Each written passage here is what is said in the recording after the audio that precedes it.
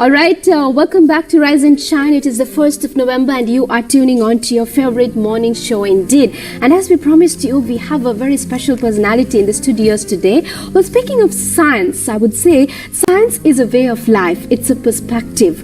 It's a study and it's a thinking that we make in a different aspect. After all, we think different and come up with different inventions and new technologies to make things much easier for the mankind. So today we have a special personality from the University of Colombo who is together with us in Rise and Shine. This is Fadil Iqbal. Good morning to you. Good morning, Buddhima. Pleasure to be here. So Fadil, tell us a little bit about yourself. So I'm a fourth year student at the Department of Physics at the Faculty of Science, University of Colombo. And this is my final year, so over the couple of years I've been engaging in various activities and it's been pretty well. It's been a pretty well and a good journey that you've come through. So yes. Speaking of your journey, Fadil, you've participated and achieved a championship at a national level university competition that was organized by the National Science Foundation of Sri Lanka. So tell us a little bit about this. All right, so the competition was for all the university science societies for digital storytelling, and for the Science Day that is coming up in the 10th of November, they have given us a theme, Science for Healthy Living, and each team was supposed to come up with a short video clip on how it can be done. Mm-hmm. So just tell us about you must have done certain project when it comes to the competition. So can you tell us about your project, what you have done as a group or something? Mm-hmm. So I worked with a person called Malinda De Silva. Mm-hmm. He and I came up with a small storyline because it was really based on his story where he's suffering from a long distance relationship and how he's using science and technology to connect with people. Oh, wow, okay. So that's very unofficial. Well, that's pretty interesting. So speaking of this competition, you said that it is focusing on the World Science Day celebrations. Yes. And how is this competition going to coincide that commemoration here in Sri Lanka? All right. So the National Science Foundation it's dedicated for research, development and technology, and they usually organize workshops in schools and also encourage students to come up with research activities. And all of that, especially whatever competitions they have, will be felicitated on that day at BMICH. Mm-hmm. Mm-hmm. So Fadil, now so you're taking part in a lot of activities, in your study course and also on the outside. Now, how's the support you're getting from the university when it comes to you're at the Columbia University, and so how the support you're getting from them to complete your tasks and your achievements? So for the competition that I went for, digital storytelling, it's actually the university, our department, that encouraged us to go for these workshops, which was very beneficial for us. Mm-hmm. And yeah, the university offers a various number of sports and clubs and societies you can get involved with. Okay, like that. And also recently, Fadil, you have also won few other awards, being the most popular speaker of the year at the national level speech master competition that was also held at the national level with all the national universities taking part in it. Let us talk a little bit about this achievement of yours. Okay, so Speech Master is the biggest inter-university competition held in this country, and it has from both state and private sector students. It's organized by the Gava Club of University of Sri Jayawardhanapura, and it has about more than 300 contestants come. So I actually managed to come to the top 12 of that competition, which is pretty cool. Mm-hmm. So how's the journey? How has it been, like being the top cavalier, especially in Colombo, the University of Colombo? How has the journey been? Like, you had to develop from one level to the other level, and you had to take certain steps, certain things that you had to achieve on the way. How has the journey been, the whole tour? Well, the story behind the Gava Club of University of Colombo is an extraordinary one, because 2 years ago, Dr. Asoka Ramanayaka and a group of students, including myself, actually started the club in our university. So you can imagine how hard it is to start something in a state university. True, yes. And we actually managed to do that within a short span of time. And the club is growing really well. It has reached so many faculties, and we have our own speech competition. So all of that happened, and I was so glad to be a part of all of it. Mm-hmm. All right, and also when speaking of e-learning, distant learning, Fadil, play a very important role. And Fadil, you're here today to speak about another important community project that you've been working on as a part of a research that you're doing, not as your final year research project, I believe, as a separate project. So Yes. let's talk about this and how important is it going to be for the community? So, a group of students, including myself, we started this small non-profit organization called IQ Labs. And what we do is, so remember the days when we were doing A-levels, and I always wondered, when answering the past paper questions, isn't there a YouTube video for that? Yes. And I thought, okay, there isn't one, so why don't we make one?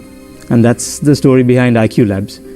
Our team is dedicated to making YouTube videos on how to answer A-level past paper questions, specifically dedicated for that, and it's free of charge. So you can just go on our YouTube channel and type IQ Labs, and you will get a list of videos which are done by the undergraduates of our campus. And IQ Labs has 3 avenues. One is the online learning platform. That's the screenshot. Oh yeah, so those are the videos we have to offer for now. And yes, it covers all science subjects, maths, physics and chemistry. Okay.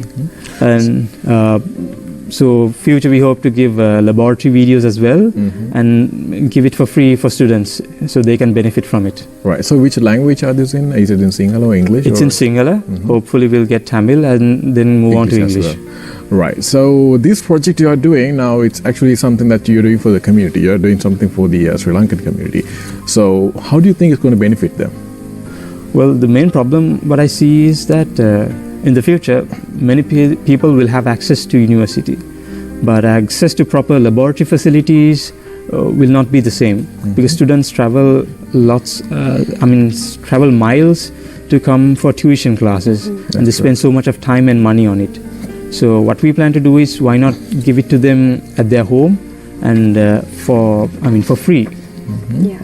And also, how do you think now when this is done that you can provide awareness to the schools, especially for the students? I believe you need to give that sort of an awareness because this is something new. It's a new invention that you need to really put out for the people to use it. So how do you hope to do that in the first place? So we first hope to spread it across specific schools in Colombo, and with the hype that is generated, go across to outstations.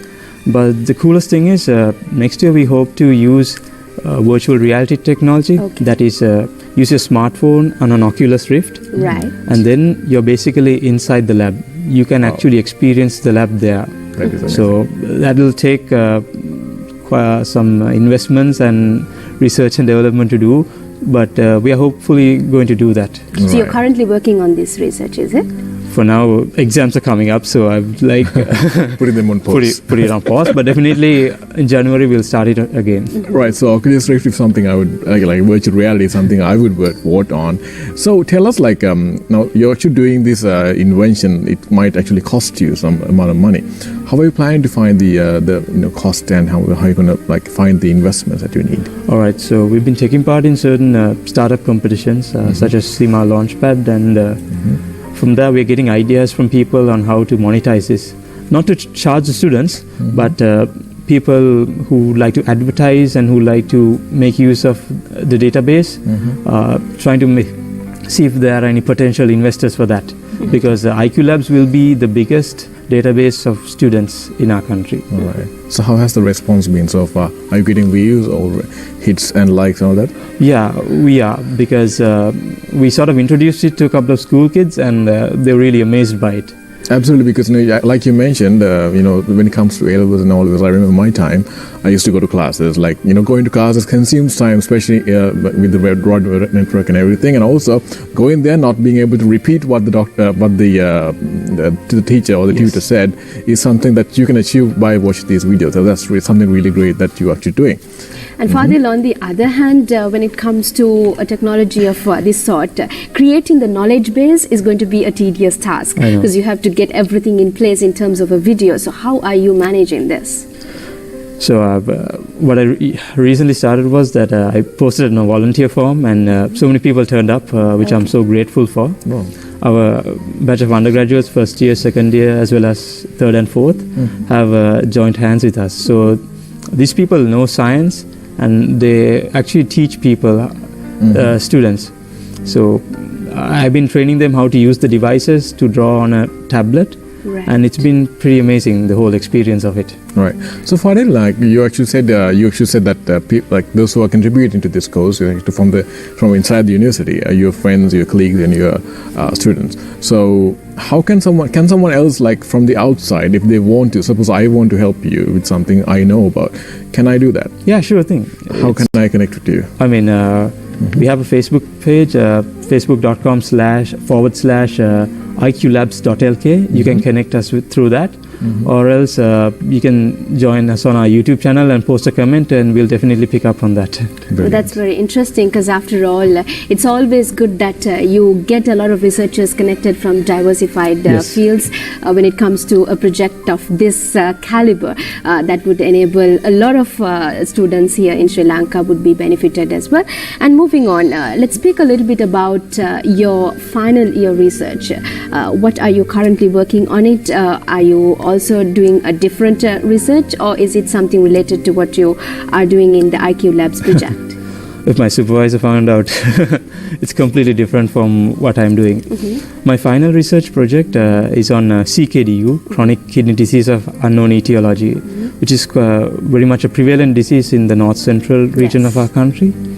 So I'm actually doing a very basic version of it, but the research is on trying to figure out an early detection method by scanning the ultrasound images of it.